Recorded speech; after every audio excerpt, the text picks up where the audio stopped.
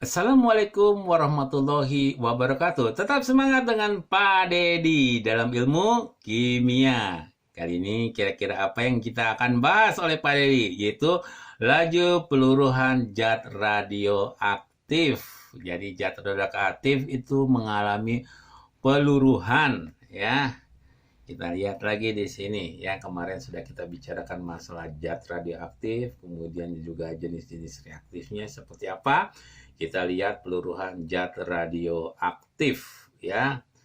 Apa sih artian peluruhan itu? Peluruhan adalah perubahan secara spontan ya. Suatu inti yang lebih stabil, yang labil menjadi yang stabil. Semuanya ingin dalam keadaan stabil. Jadi yang labil akan berubah menjadi yang stabil. Pada saat terjadi peluruhan akan dihasilkan sinar radioaktif selain inti baru. Ya, selain inti baru ada sinar radioaktifnya, ya. Di sini pada reaksi pembelahan inti uranium, ya, neutron yang dihasilkan akan menembak atau membelah inti uranium berikutnya. Jadi membelah. Jika uranium tersedia cukup banyak sehingga reaksi pembelahan bekerja terus. Reaksi pembelahan yang berlangsung terus-menerus disebut dengan reaksi berantai. Energi yang dihasilkan pada proses pembelahan inti yang berlangsung berantai disebut dengan energi nuklir. Nah, sekarang lagi rame-ramenya tentang energi nuklir ya. Apakah Indonesia bisa membuat PLTN, pembangkit listrik tenaga nuklir? Kita lihat saja berikutnya. Kita coba hukum kecepatan peluruhan. Ya, jadi unsur-unsur tadi dikatakan meluruh menjadi dari yang labil menjadi stabil. Peluruhan radioaktif dapat dianggap sebagai reaksi tingkat 1. Ya, di sini kita kenal adalah waktu paruh. Waktu yang dibutuhkan zat radioaktif untuk meluruhkan berkurang aktivitasnya menjadi setengah atau separuh. Rumusnya, ya, rumus waktu paruh itu T setengah, itu sama dengan 0,693 per lambda. Ya, nanti kita lihat lagi ya bagaimana perumusan tersebut. Ya, supaya lebih paham Anda semua ya. Nah, di sini zat radioaktif sisa atau nuklida radioaktif sisa dapat ditentukan dengan rumus paruh. Ya, rumusnya apa?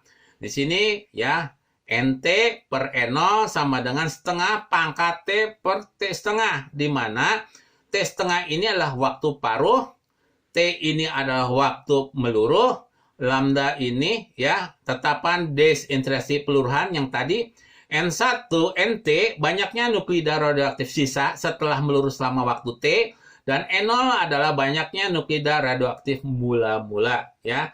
Nanti kita coba soalnya seperti apa sih, ya, untuk waktu paruh tersebut, ya. Nah, di sini ambilkan suatu contoh, ya. Suatu zat radioaktif mempunyai waktu paruh setengahnya itu 20 tahun, ya.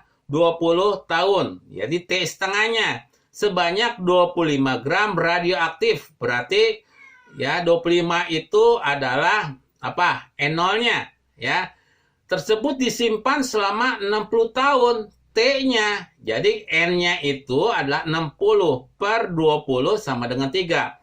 NT-nya ya, di sini kan ditanyakan berapa gram sisanya. Berarti ditanyakan adalah NT-nya seperti apa. Di sini kan setengah rumusannya, setengah pangkat 3 di sini. N0-nya ada 25. Nah, setengah pangkat 3 itu sama dengan 1/8. NT per 25 sama dengan 1/8. Maka NT sama dengan 25 per 8. Jadi NT-nya sama dengan 3,125. Jadi kesimpulan kita, jadi sisa setelah 60 tahun adalah 3,125 gram. Ya, itulah bagaimana menentukan sisanya. Ya, kita coba lagi ya, yang lain lagi. Satu zat radioaktif mula-mula menunjukkan kereaktifannya 2400 DSP. Ya, 2400 DSP. Jadi di sini adalah N0-nya. Setelah 10 tahun, setelah 10 tahun reaktifannya menjadi 300 DSP, ya. Nah, di sini NT-nya adalah 300, ya. Berapa waktunya? Di sini udah tahu T0-nya adalah 10 di sini ya, 10 tahun. Berarti 300 dibagi dengan 2400 adalah 1/8 sampai setengah. 1/8 itu sama dengan setengah pangkat 3. Maka N itu sama dengan 3. N itu ketahui T per T setengah. T-nya kita tahu 10, maka ya T setengahnya 10 dibagi 3. Berarti sama dengan 3,3 tahun. Itu mencari waktu paruhnya. Jadi waktu paruh zat radioaktif adalah 3,33 tahun. Ya, itu adalah masalah membicarakan adalah waktu paruh. Ya, kemudian reaksi inti.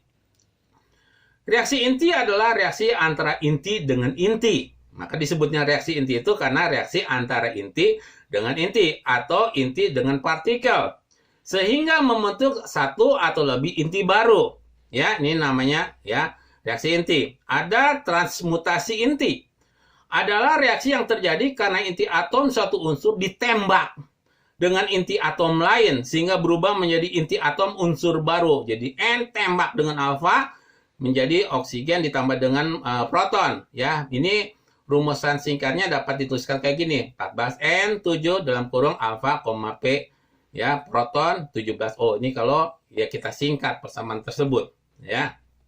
Nah, kemudian kita coba juga adalah bagaimana masalah rumusan reaksi inti. Perhatikan reaksi fusi di sini. Ya, ini adalah reaksi fusi. Ya, jika atom H1 1,009 SMA, di sini H2-nya 0,014 SMA, elektronnya 0,06 SMA, dan 1 SMA setara dengan 9,930 megavolt, maka energi yang dihasilkan reaksi inti ini, ya, energi ini bisa kita reaksikan M1H1, ya, M1H1, ya, M1H1, M1H1, M1H2, M1H2 ditambah M1E0 ditambah dengan RC, ya. Kita masukin angka-angka tersebut 1,09, 1,009, kemudian dikurangi 2,014 ditambah dengan 0,006 ya dikalikan 931, maka kita akan memperoleh 1,682 megavolt. Ya, ini adalah reaksi inti. Ya, selanjutnya ya, macam-macam reaksi inti. Ada reaksi penembakan, transmutasi. Reaksi penembakan ini dapat dilakukan dengan penggunaan partikel ringan. Ini partikel-partikel ringan yang kita gunakan. Ya, ini namanya penembakan itu ada di ruas kiri. Ya, atau dengan menggunakan partikel-partikel berat. Ini adalah di sebelah kiri, ini partikel besar dibandingkan dengan ini. Ya, penembakan uranium dengan hidrogen menghasilkan ini neptune ditambah dengan 2 neutron. Ya, kemudian itu adalah reaksinya. Ya, fisi. Ya, kita coba ya, ini adalah reaksi fisi. Reaksi fisi adalah reaksi pembelahan inti menjadi 2 inti baru yang kurang lebih sama beratnya dengan setelah ditembakkan. Ya, uranium ditembak dengan neutron, ya ini menjadi nilainya menjadi yang hampir sama. Ya, ini adalah reaksi fisi, reaksi pembelahan inti. Ingat, reaksi fisi adalah reaksi pembelahan inti menjadi 2 inti baru yang kurang lebih sama berat setelah ditembakkan. Jadi ini mirip hampir sama dengan beratnya. Ya. Kemudian yang berikutnya adalah reaksi lain fisi adalah reaksi fusi. Ya, ada reaksi fusi. Reaksi fusi adalah reaksi penggabungan, kebalikan daripada inti ya, fisi ya. Kalau fusi adalah penggabungan inti-inti kecil menjadi inti yang lebih besar. Jadi digabung jadi besar. Ini gabung jadi besar ya. Ini gabung ya, digabung menjadi atom yang lebih besar ya, seperti itu. Kemudian juga ya, untuk reaksi fusi atau penggabungan inti, secara teoritis reaksi fusi ini lebih menguntungkan dibandingkan reaksi fisi. Ya, reaksi fusi ini lebih menguntungkan dibandingkan reaksi fisi. Kenapa? Energi yang dihasilkan jauh lebih besar. Kedua, inti atom unsur hasil umumnya stabil sehingga pemancaran radioaktif ya dan bahaya radiasi dapat dihindarkan. Ya, jadi pencemaran radioaktifnya dapat kita kurangi dan bahaya radiasi dapat dihindarkan. Ya, padahal energinya cukup jauh lebih besar. Sekian dulu dari Pak Dedi ya. Mudah-mudahan kalian bisa memahami ya apa yang Pak Dedi jelaskan ya. Cukup sekian dulu. Assalamualaikum warahmatullahi wabarakatuh.